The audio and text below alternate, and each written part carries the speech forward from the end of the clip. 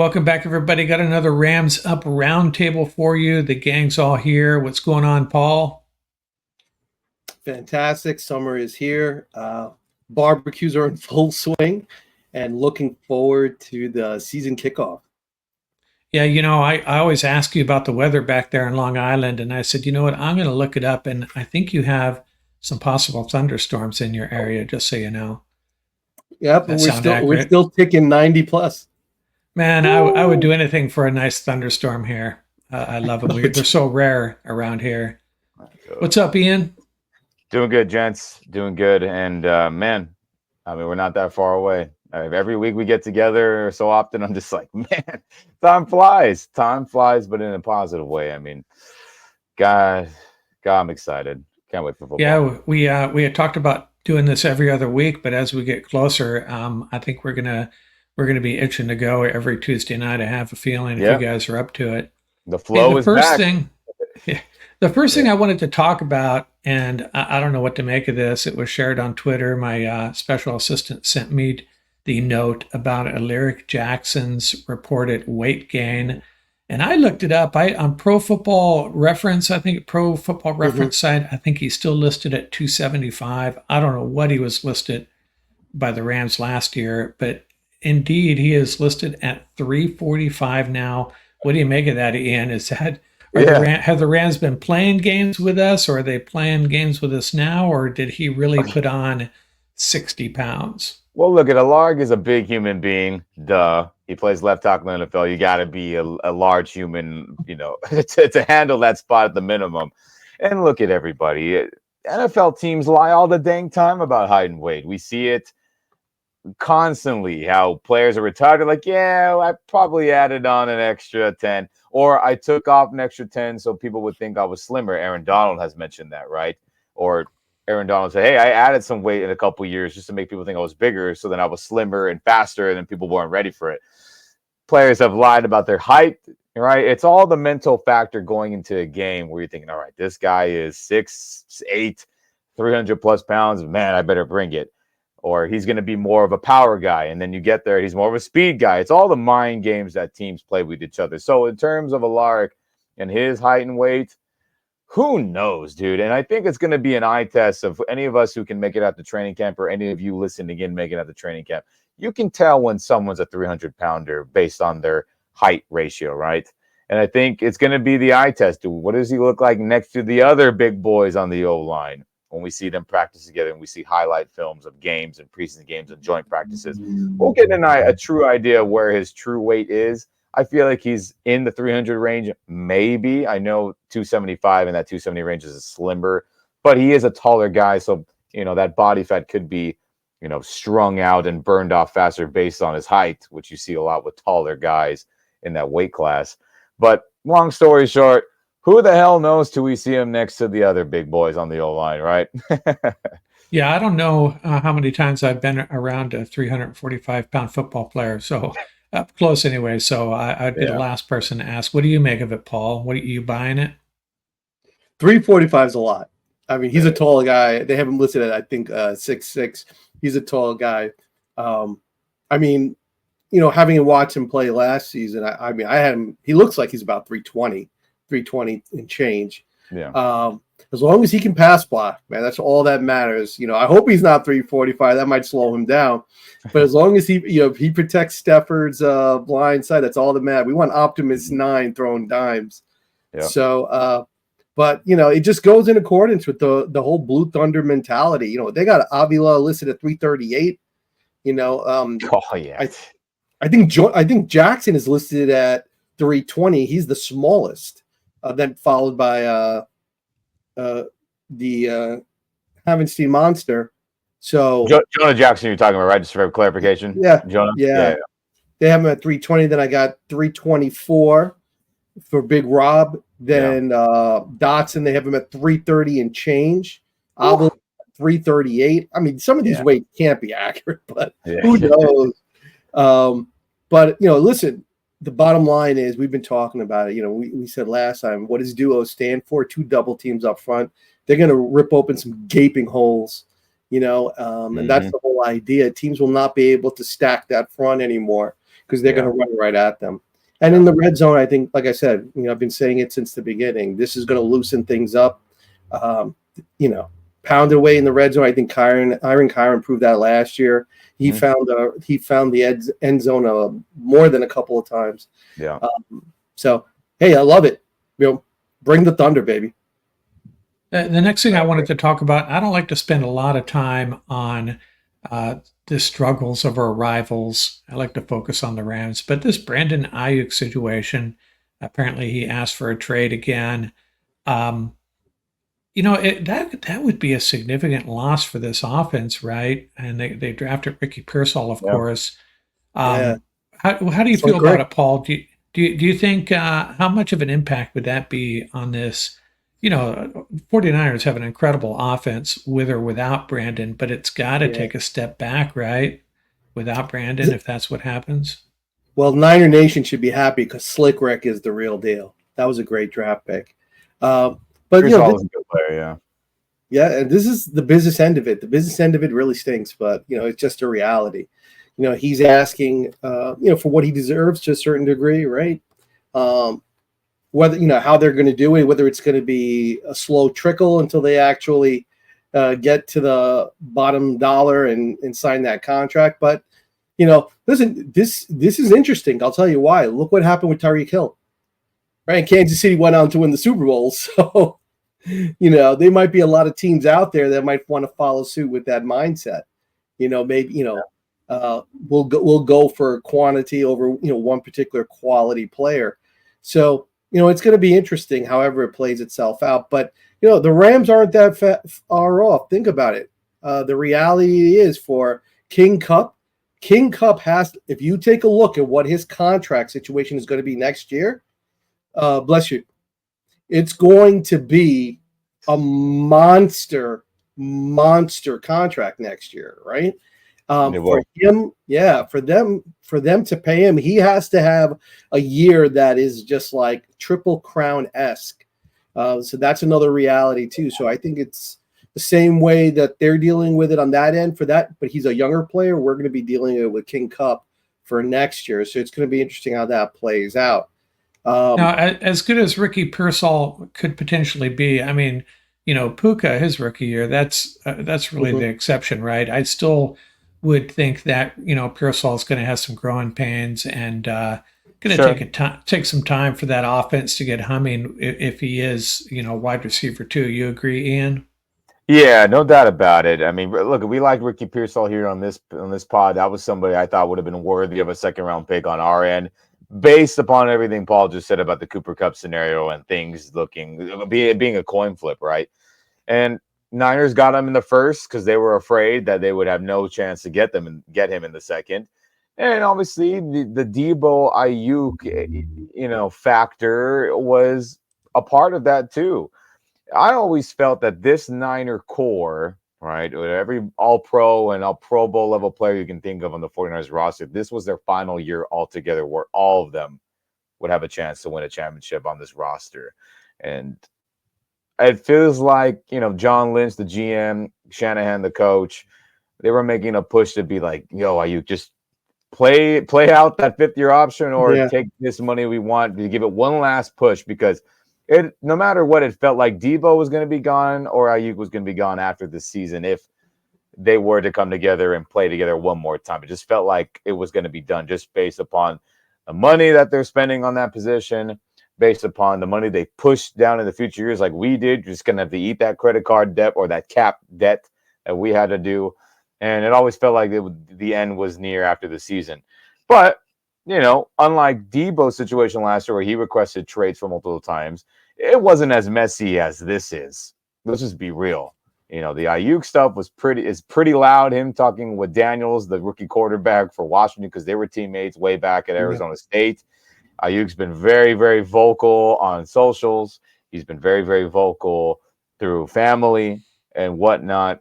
And it seems like he's set in stone on a hard, high payday close to Justin Jefferson, and he ain't going to budge. He wants more than Amon-Ra and others. So, better for us. What does that mean in Rams world? Better for us because he was their best wide receiver. Clearly, maybe not the best super athlete like Debo is, but no doubt their best pure receiver was Brandon Aiyuk. And if he's gone, that's better for us, better for the regular season, better for the possible playoff matchup. And luckily, our Rams wide receivers don't seem to be in that world of controversy, no matter what happens in the near future. So we shall see what happens. But hey, I'm glad he won't be on the Niners too long, it feels like. And he plays with an edge too. That's what I liked about him. Yeah. It made you dislike those guys when you're going up against them, but yeah, you have to respect them. You got to respect the game. He's a great player. Yeah. Yes, right. Yeah. Now, one of you pointed out that the Rams have settled into their joint practice schedule, 4 joint practices. And I was looking at this. Yeah. If I understand this correctly, they're going to have joint practices with the Cowboys and the Chargers. Yes. Before their preseason game with the Cowboys. And then after the Cowboy game and before the Charger preseason game, they have another joint practice with the Chargers. So 2 of the Chargers. And then they have those joint practices in Houston. That's a, well, we know this about the Rams, how they feel about preseason games. This is when it really counts, right, Ian? This is when the roster battles are going to occur in these joint practices, I think. Yeah, I mean, I wish these could be televised somehow. I know the Cowboys do a stream, and I think that will be available, just like I think the 2021 or 2022 campaign going into that. We had joint practices with Dallas. Forgive me for not remembering the exact year that was, but they had that filmed live where you can tune into, I think, the Dallas Cowboys website or a sub website that they host where you could watch the joint practices, and they filmed it like NFL Network style. So that'll be an option to watch. Keep an eye out for that, Rams Nation out there, when that happens. But unless, the teams allow fans, and the Rams are notorious for not allowing fans for joint practices, at least on our turf, that's when all the nitty-gritty happens in the preseason, right? Rams do not play starters at all unless you're a rookie potential starter where they just want you to get some game action, right? A la Kobe Turner, a la Avila, a la Byron Young last year, and so forth and so forth. But we ain't going to see them in the preseason, but this is where all the starting caliber player action is going to happen. And no doubt the camp battles you're going to see. How do you do against their backups? How do you do against their third stringers, and so forth and so forth?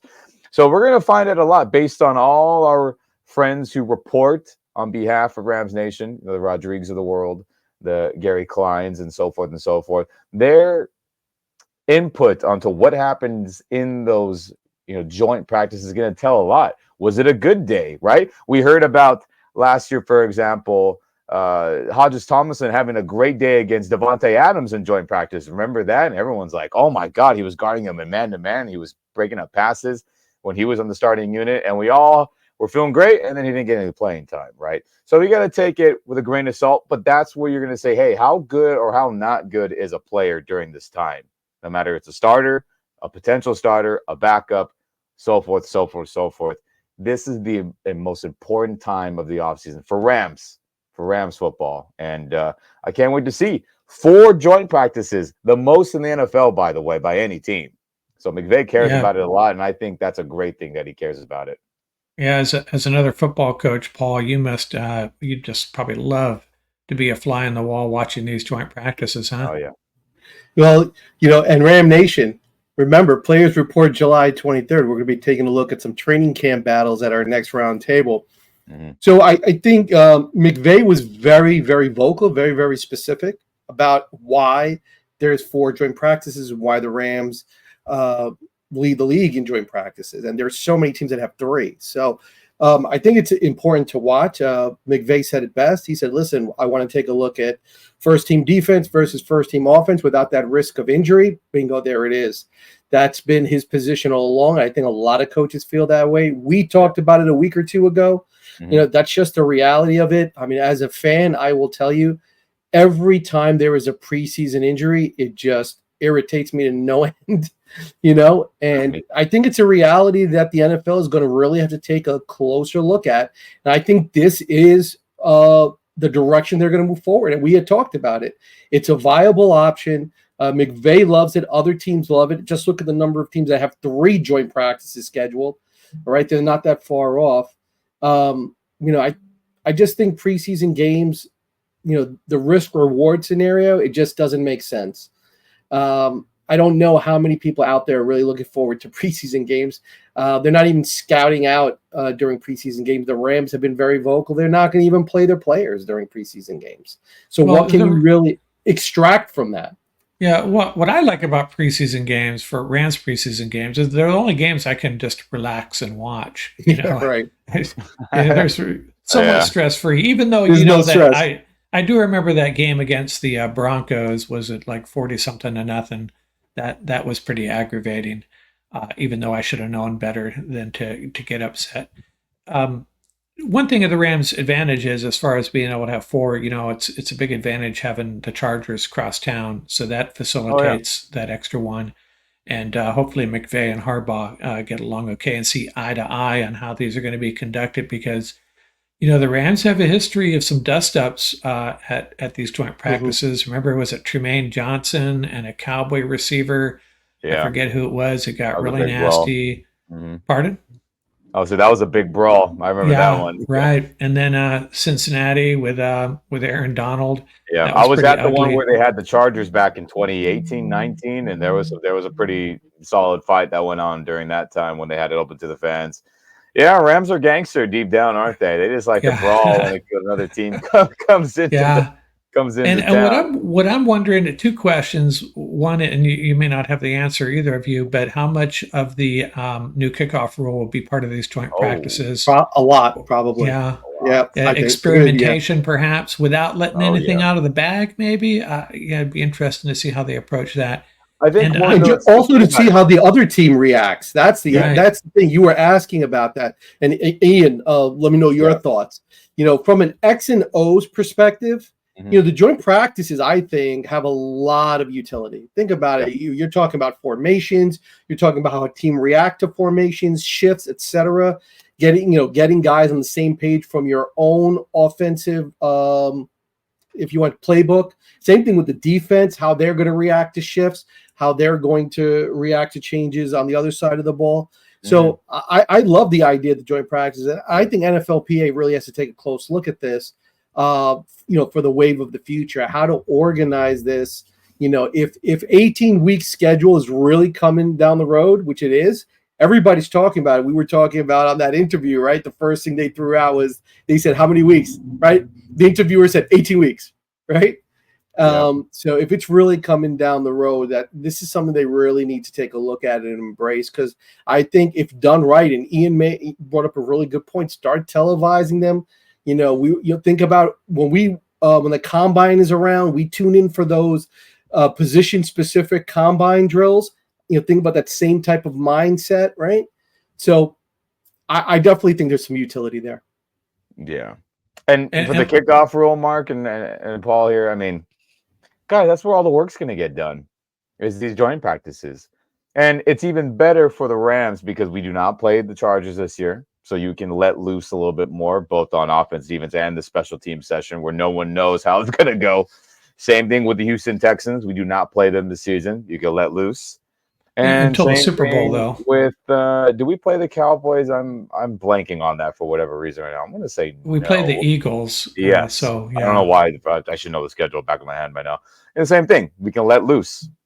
So because of all that, the joint practice will be more game-oriented play calling, both offense, defense, and this unknown special teams. So we're going to find out a lot. We're going to hear from our inside reporters of like, hey, the Rams special teams unit was great today against the Houston Texans in joint practices. Or it was terrible against the LA Chargers in practice, right? And we're going to hear those things because those things will come out, and our reporters will do a good job about relaying how those sessions are going. So in terms of the work put in, it's going to be a lot because it's so brand new and fresh. And of course, you want to see how your guys react to an opposing scheme, and how do you adjust after maybe the third rep, right? Or the third play doing it against that team. It's like, oh, we can make this adjustment, or maybe we slide block this way on the return, or maybe we pull it like a run play to this side. I mean, it's going to get crazy in a fun way. And I can't wait to see it and hear about it in these joint practices and preseason games, especially too. Yeah, and if they want to salvage the special teams aspect of it, I know everybody's talking about they went to this rule to try to salvage. The only way teams are going to invest personnel and actually have them actively engage from the special teams end is if there's the potential to score points. That's the bottom line. Mm-hmm. I mean, nobody is going to take that risk unless it has the potential to score points. Otherwise, we're going to be right back at square one again. Sure.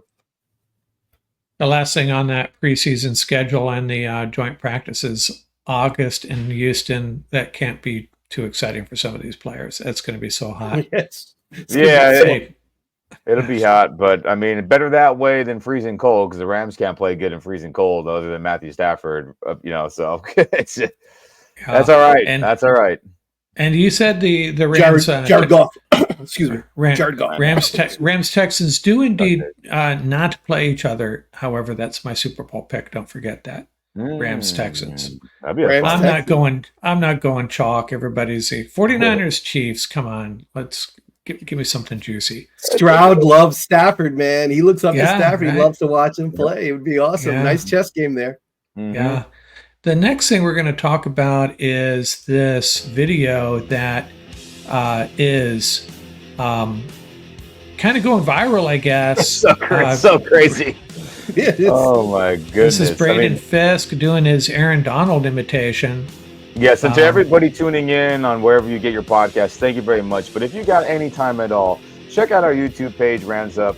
And please look at this clip here if you haven't seen it. Watch it with us. It's Braden Fisk going through field drills, cone drills, ladder drills, and his feet are very Donald-esque in terms of quickness, speed, power, kind of all combined together. And well, that was the justification we heard many a times for the Rams taking Braden Fisk. It was just a freak of nature, super athlete at D tackle.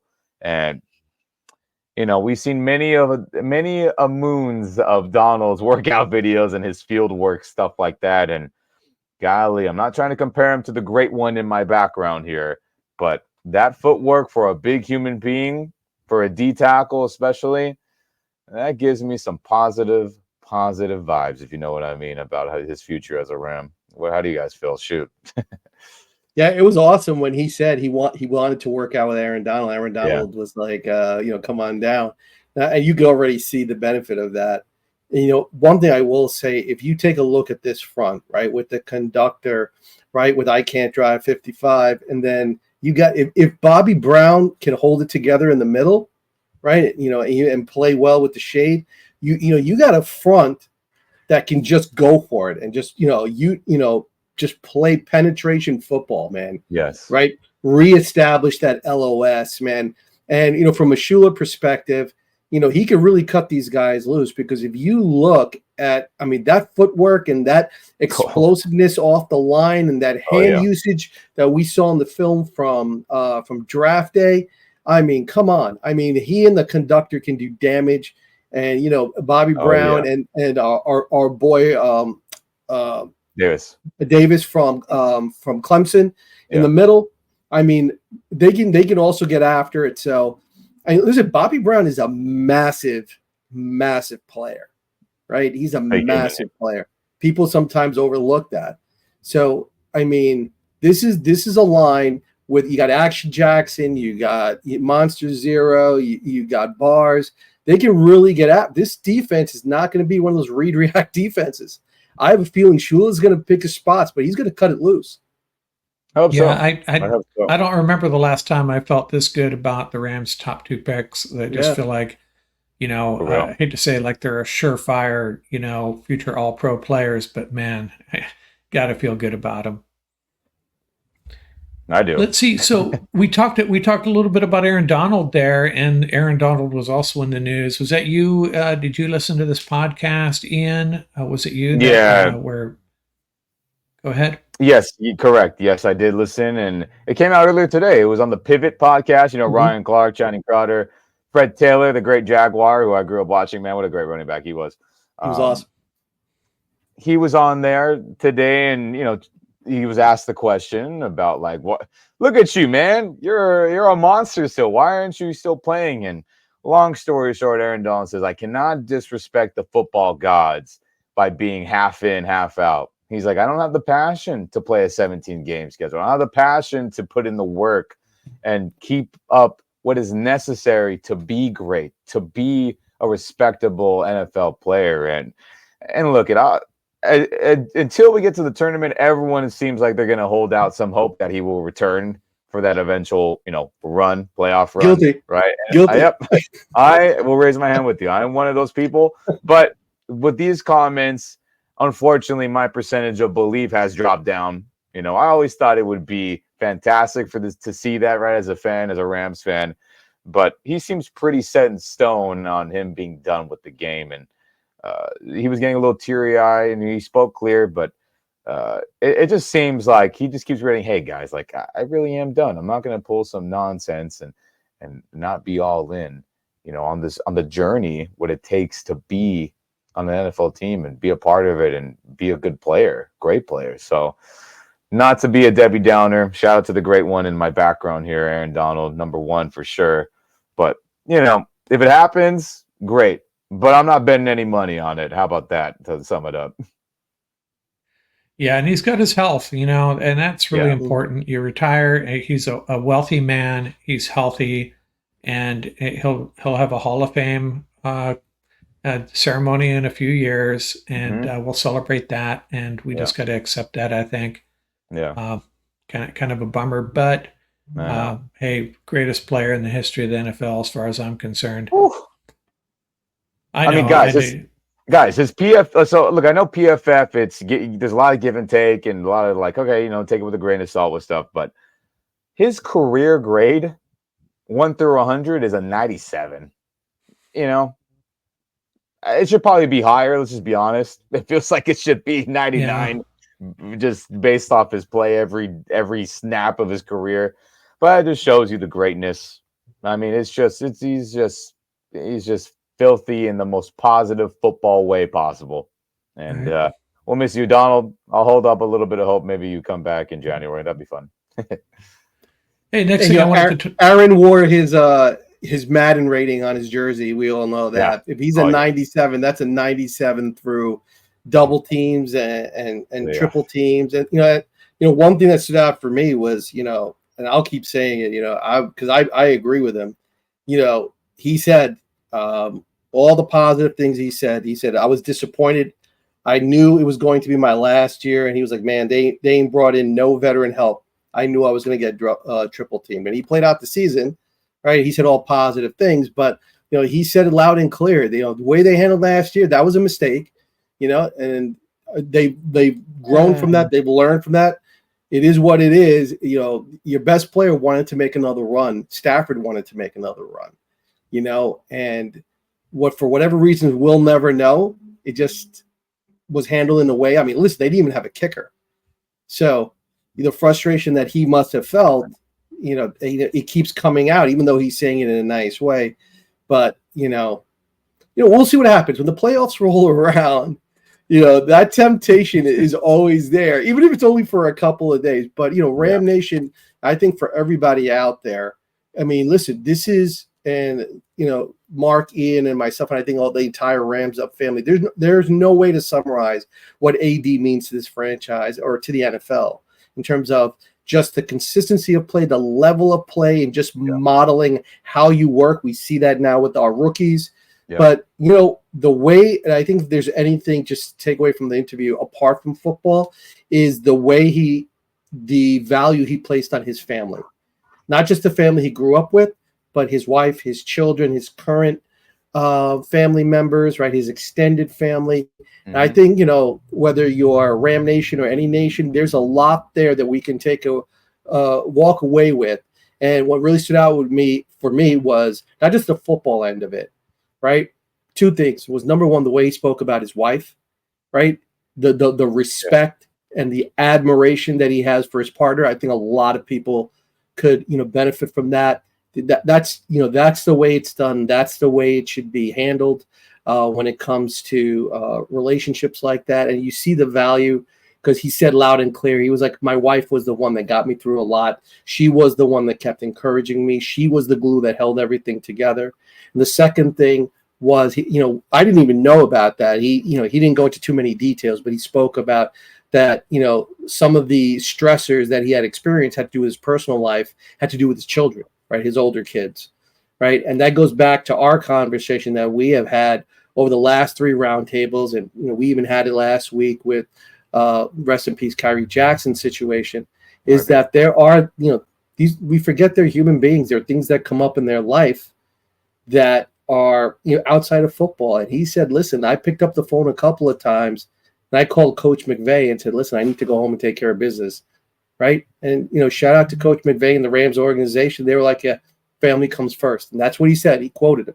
He said, they told me that's how they handle it. Family comes first. So shout out to the Rams organization for having that mindset. Shout out to AD for the respect that he has for his inner circle. And we see it play out on the field and in his career. We should probably start maybe guessing who's going to present at the Hall of Fame for him. My guess is it Coach Henderson? Oh, Hendo? I can see that. Yeah. Yeah, that'd be my guess. Who knows, though? Maybe it'd be his wife after hearing what Paul had to say. Yeah. Yeah. Doesn't it still sting that Hendo's not here? I just cannot. 2 things, Ram Nation, that stings, man. Thomas Brown is not here, and Hendo is not here. I think this would have been a great season if they were with us. Man. Well, USC gave him that nice pay raise to come over there. Yeah. So hey, dude, I get it.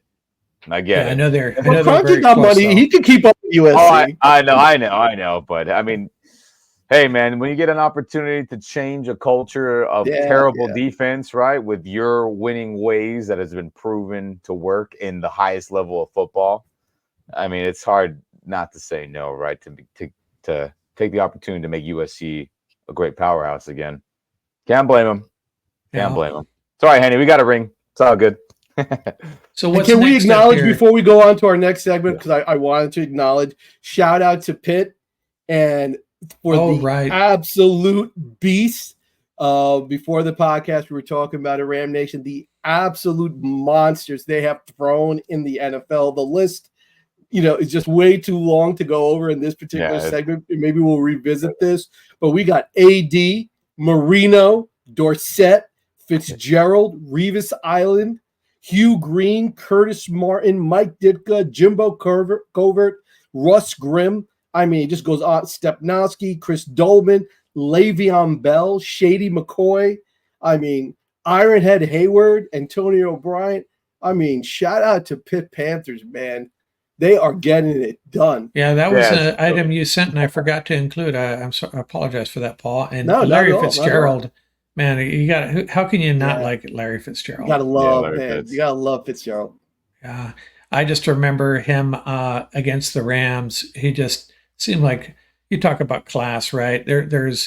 I'd probably put him on that list of professional athletes, along with I've always said Isaac Bruce and Stevie Eiserman. If you know Stevie Eiserman, my 2 favorite athletes as far as you want your kid to emulate a professional athlete. I'd have to throw Larry Fitzgerald into that mix too. Absolutely. What a class act.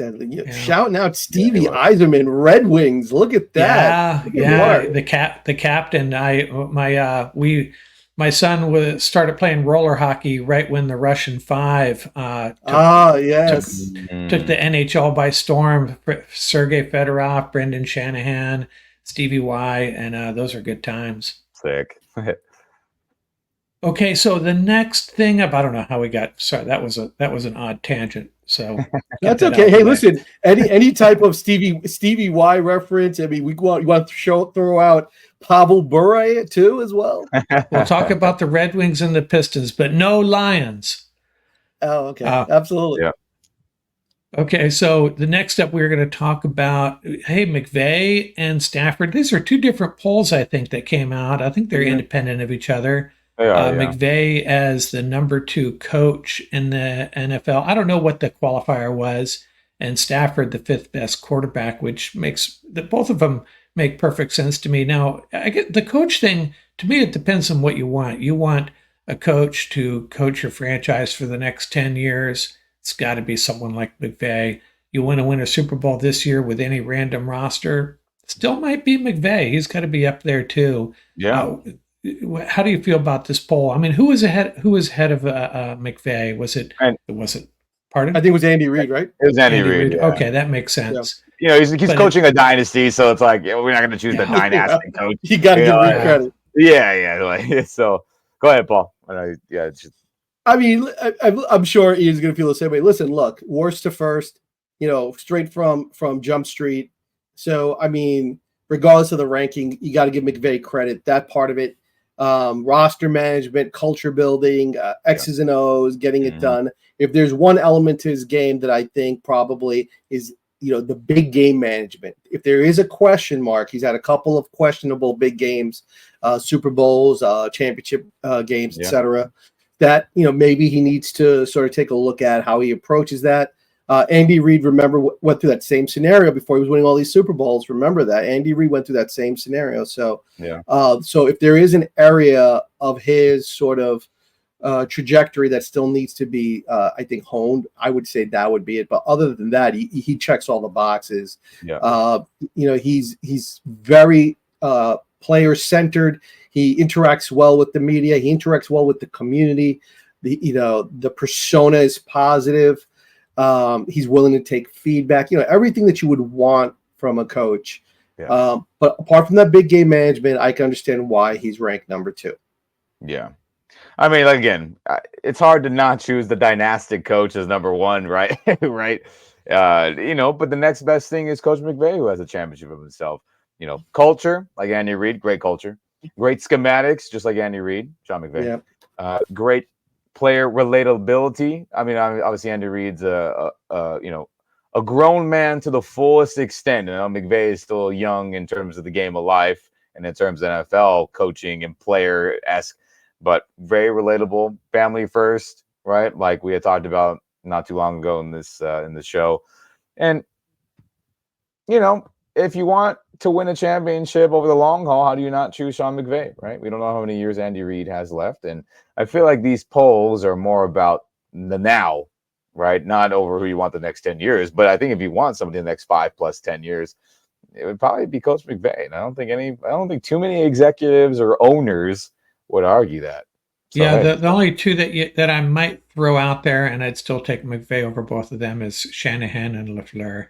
Those would be the only 2 younger coaches that have a good future in front of them for sure. But and Stafford coming in at 5, finally getting some respect. That's about right. I think it could be higher, but we're Ram fans. We're going to have our Stafford bias. And to this gentleman, this poll is from ESPN, where they talk to executives, GMs, and others. So this is definitely more credible as a quarterback ranking list than maybe us talking about it, other podcasts you may listen to, other analysis people, quarterback people, whoever you listen to. This list is an accumulation of a lot of people in the NFL universe ranking the quarterbacks.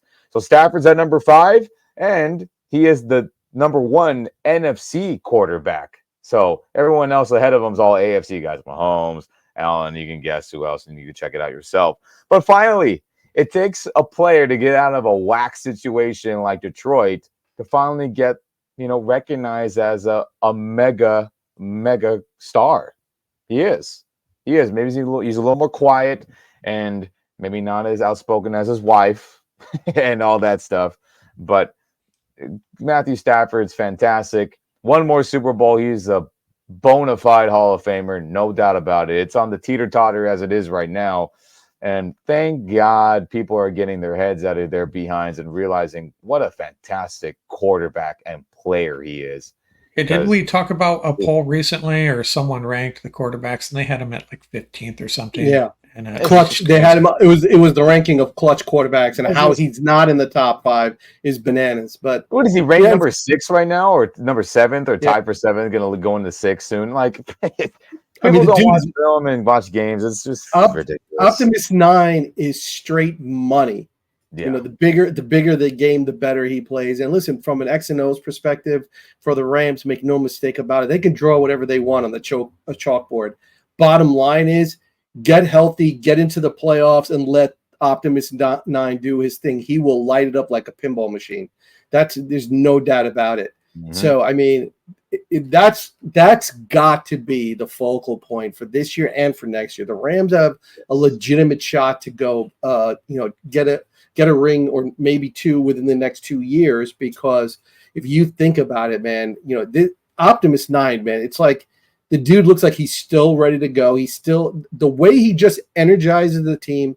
And this is the key for a quarterback. If you look in the huddle, right, every player in that huddle believes it's going to get done. Yeah. They're like, in their mind, they're trying to figure out how they lost, right? Because in their mind, they're like, listen, with Optimus 9, it's a wrap, right? Yeah. So I think, I don't think he's ever going to get the credit he truly deserves. He's not ashamed, like Ian said. He doesn't believe in that shameless self-promotion. He spent a large part of his career, unfortunately not in the playoffs. But now that he's got the limelight, he's in a huge, huge media market. And you still see that he's quiet, does his job, team-centered, no chest thumping until he needs to. And listen, go back to that Super Bowl when that cheap shot on Cup, who was the first one down there in the end zone? Optimus 9 ran down there, right? So that just goes to show you the kind of player we're talking about, and there's no list for that. And real quick, gentlemen, I don't mean to cut you off, Mark. I'm just thinking about it. Not only do the Rams and we have the number one most talented quarterback in the conference, we have the most cerebral, the most smart quarterback in the conference, I feel, and the most clutch. So why can't we be in an NFC Championship game, or why can't we be in a Super Bowl based off those things? Hey, I hope it gets done. That's all I got to say. That's been Kansas City's strategy every year, right? All you got to do is get to the playoffs and let Mahomes do his thing. Mm-hmm. Yeah, I look at this offense, and I don't know how teams are going to stop it. I really don't. And it could lead to a really good year for our defense statistically when, we start putting points up on the board, and other offenses start taking risks against our defense, and turnover city, put more points on the board. Man, it could be a fun year. Mm-hmm. Run the ball, control that clock. Yep, keep them healthy. Run that damn ball with Blake and Kyron. That's a part of the mold. So we'll see. But at least, hey, again, thank you, GMs. Thank you, NFL Universe. Thank you, executives, for finally realizing that Matthew Stafford is that dude. Thank you. So the last thing I wanted to talk about with Stetson Bennett sharing a lot more details about what he went through last year. You have the scoop on that, Ian, probably better than either. Yeah, so we've talked about it a ton about what the hell happened with Stetson and what was going on with that. And we had our guesses. There were some things that have came out that, we have talked about. But from his own words, he was on a podcast recently, and he had talked about how just the world, long story short, to paraphrase in the best possible, is everything was just caving in on him. The pressure of being an NFL quarterback is, he had, some serious passing in his friend group that wore on him. And there was other things. You can listen and find those quotes. And we don't think about it. And we talk about Aaron Donald and the pressure and the grind it takes to be good and great. For a player that's on the bubble, where he talks about, man, it's not like college where, things don't work out and no one will know about it. The limelight is on you in the NFL. There are many people watching you, and especially with his position that he had talked about. And he was like, that pressure to do well and to perform well, practice day in, day out, coupled with all the other off the field things that was going on with them. It just was mounting and mounting, and that mental grind that you need. It's tough, man. It's tough. I feel for professional athletes, anybody in any high pressure job or situation that you're in, it can wear you down. And good for Stetson for not caving in and completely melting, right? He took the time away to regroup the mind, the body, and everything. And, I'm sure there'll be more stuff that comes out, but he's slowly starting to share all the details that led to his departure last season. And for anyone that was like, who gives a damn, you're making a ton of money. If you've been there, somebody who's been in these high pressure situations, whether it be anything, and you can see and notice that it is wearing on them in a negative light, Gotta give the guy some slack. Give your friend some slack. Give Stetson Bennett some slack here because it ain't easy. It ain't easy, man. And he's a kid, I mean, Yeah, he's a absolutely. young man. And think about it, to put it into perspective, Rand Nation, can you imagine winning 2 national championships and then having to step it up in terms of scrutiny? Yeah. The realization that, oh, holy cow, I just won 2 national championships, and now going to the NFL, it's literally like, I'm in the fishbowl. I thought I was in the fishbowl down here. Holy cow, it's really the microscope is on me. So I think,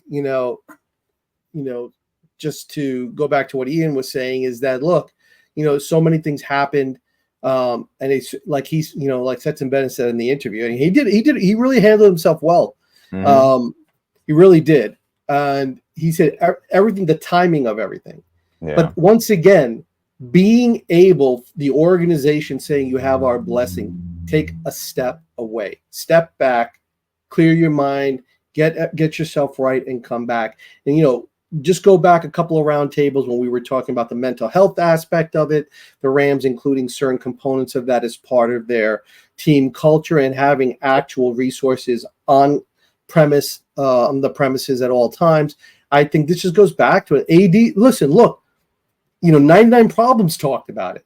It wasn't just Stetson Bennett talking about it, right? Yeah. We've had other players. Everybody's been talking.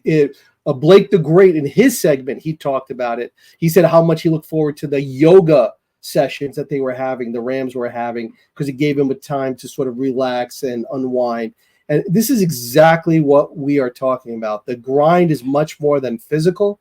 It's also mental. And, if there's anything that the media needs to understand is like, listen, lay off this kid. He's already told you something.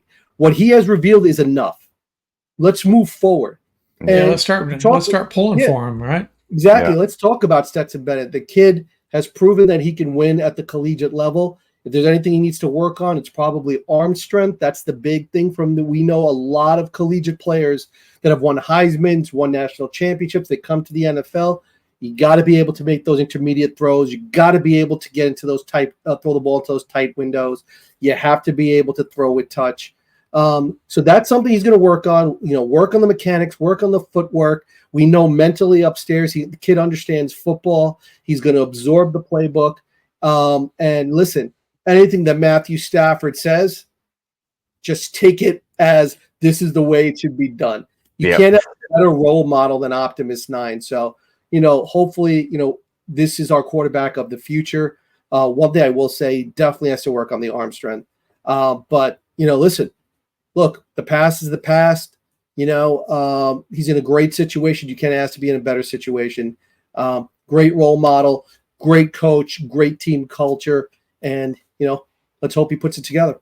Yeah. And he's got some mobility too, which is nice, especially for a backup. Mm-hmm. Well, that was a good discussion, guys. And we talked about before we started this, we're going to get into our roster battles and talking a lot more about that in the coming weeks as we get closer to that opening preseason game. Man, we're going to have a lot to talk about. There's some, we didn't want to get into it tonight because we'd probably be on here for 2 hours. And we can break it up into 2 or 3 additional roundtables talking about this roster and how it's going to shape up. Any final thoughts, Ian? Yeah, gosh, it's just, I love football. The off season is grueling at times, but it's always a great time coming on and talking to you guys and sharing our thoughts to everybody who wants to tune in and listen. And golly, I can't wait for games to start happening. Even as preseason, we'll tune it in, we'll turn it on. And we'll be like, this product kind of sucks. But the excitement, the buildup before you get to that realization is a great feeling. That you're like, yes, there are Rams games happening live and on TV and at SoFi, right? And Rams Cowboys at SoFi, even if it's preseason, that's kind of special. It's an exciting feeling again. And when you start watching the quality of play, you're like, okay, I can't wait till September, right? And you start hitting the higher ceilings of your expectations, but I do want to feel that feeling again soon, and I know we will. And I'm just excited, man. Real excited. Hey, Paul, we'll get back to your list of Pittsburgh University of Pittsburgh great players another episode, and maybe maybe Ian and I will share a university that we want to call out for having great NFL success. Oh, there we go. But to the worldwide Ramley, thank you. Continue to subscribe. We do have a couple of.